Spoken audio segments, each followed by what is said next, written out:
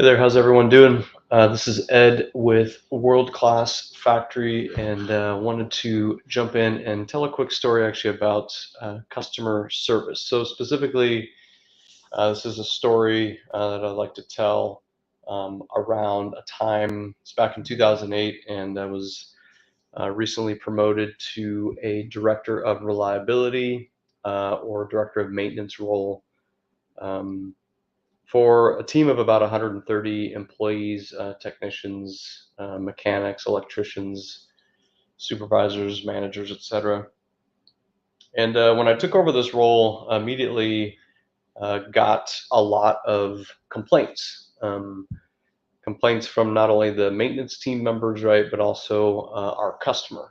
Um, so what I want to talk about in this live stream is just customer focus in general, and specifically as it relates your maintenance department. So as I mentioned, so this is back in 2008.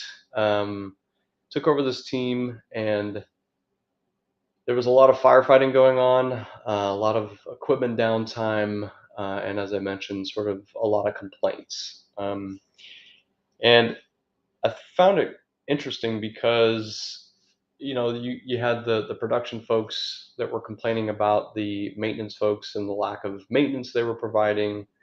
They just weren't fixing things on time fast enough. The repairs they were doing were not lasting, so they were not quality repairs. So these are all the complaints from the what I would call the customer, the production folks. And then when I started talking to a lot of the maintenance folks, I realized that they were complaining about the production folks. Right, there was a lot of complaints about production not caring for the equipment, not taking care of things, not showing up when things were down. So if there was a piece of equipment down, the maintenance team would show up, and no one from production was there. Um, so I thought to myself, I thought, okay, there's clearly some conflict here between the maintenance department and the production teams, and I wasn't really sure who was right. And so one of the first things I decided to do was pull the maintenance team together and really wanted to get them focused on the customer. So I thought, well, if I can at least get the maintenance team to kind of treat the production teams as a customer and really start to treat ourselves and look at ourselves as a service provider, which is really what we were. Um, I could at least get one side of the conflict. I was hopeful to get one side of the conflict between production and maintenance sort of settled out a little bit. So I pulled the maintenance teams together. There was about 130 of them at the time, and really just had a very serious conversation with them about customer focus. Um, and there's really four things that I kind of walked them through. And the first one was defining our purpose. So the purpose of the maintenance department itself, and specifically kind of honing in on um, that idea that we are an internal service provider. So our primary function is to serve our internal customer, which would be production, quality, and all of the other departments, right? That um, I think oftentimes when you work in a maintenance role long enough, especially in a big operation, you sort of feel like you know uh, you're sort of in this thankless job, right? And you forget why you're there. Not to say that you're not working hard, but what is our purpose? And so I really wanted to get the maintenance team to really understand that, look, we have to look at ourselves like an internal service provider, just like, outside of the company. If you have a plumbing problem at your house, you're going to call a plumbing company. They're a service provider. They're providing a plumbing service to come to your house and correct your plumbing issues. So I really wanted to get that team just kind of focused on what is our purpose? What are we trying to do here? And that was to serve our internal customer. And in this particular situation, the customer, meaning production, their job was to provide a quality product to our external customers. So that was kind of the first thing. The second thing is I wanted to clarify the the customer itself, right? So who are we serving? If we're this internal service provider, who are we serving? Obviously, the production teams were probably the primary ones, because we're really trying to make sure the assets, the equipment, and the machinery and equipment were up and running all the time. And so, we really sat down and said, okay, who are our internal customers? We talked about production, we talked about quality, and even some of the other departments in the organization, just to kind of, get everyone kind of honed in and focused on who the customer was. And then the third thing we talked about is the concept of customer satisfaction. So, again, it's not always easy, especially in a big operation in a food production facility. uh, the concept of the customer is always right, keeping the customer happy, becomes very difficult when you're working in these big environments, because you almost feel like you're in this thankless job, right? You get called only when the machines are broken. You get blamed for when the machines are broken. And so I really had to get the team kind of refocused on the idea that, look, they're upset. I get that, but we still have to think like that internal service provider. The customer is always right. We really have to just, quite honestly, put a smile on our face and go do the work.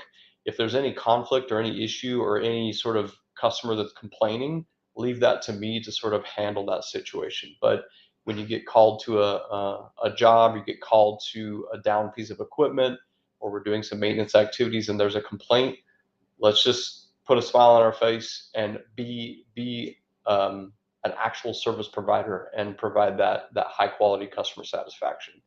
And this was really hard for the maintenance folks, because they had a little bit of bitterness that had been developed over the years, right? For being blamed for downtime and being blamed for, equipment not running the way it should.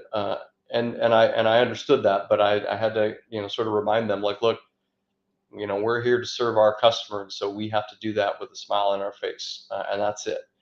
And then really the fourth and final thing is, I like to say, you're either on the bus or you're not. And I had this conversation with the maintenance team, and after we went through, you know, who I want us to be, customer service focused, making sure that we're uh, focusing on the customer is always right, and actually, doing what we can to make sure that everyone's pleased with our services.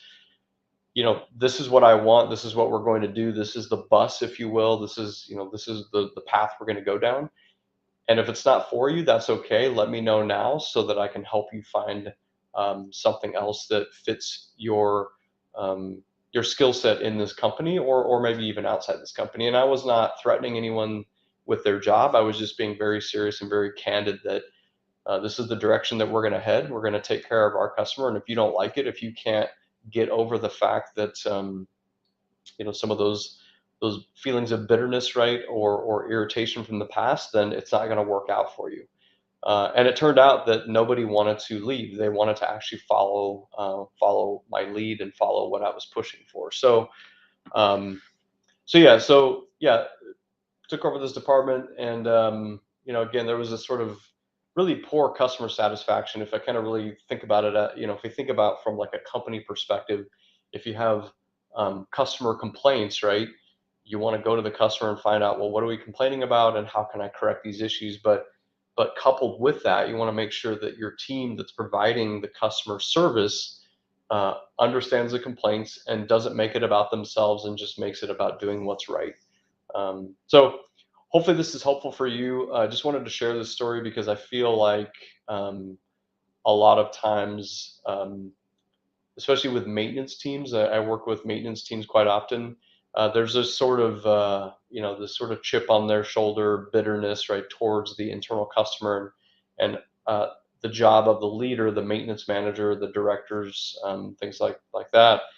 It's really your job as leaders to make sure that the entire team is focused on the customer and doing what's right for the customer at all times. So hopefully it's helpful. If Depending on wherever you're watching this, if you're watching this inside the Facebook group or on LinkedIn, or on my YouTube channel, really love some comments. You know, any sort of engagement. Just give me some feedback if this is helpful.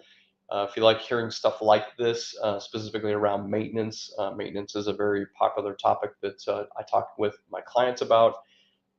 yeah, just hit me up, ask me some questions. I'd love to hear your feedback about specifically customer focus, customer satisfaction as it relates to factory settings and also the maintenance teams taking care of the customers internally. So yeah, so hopefully that's helpful.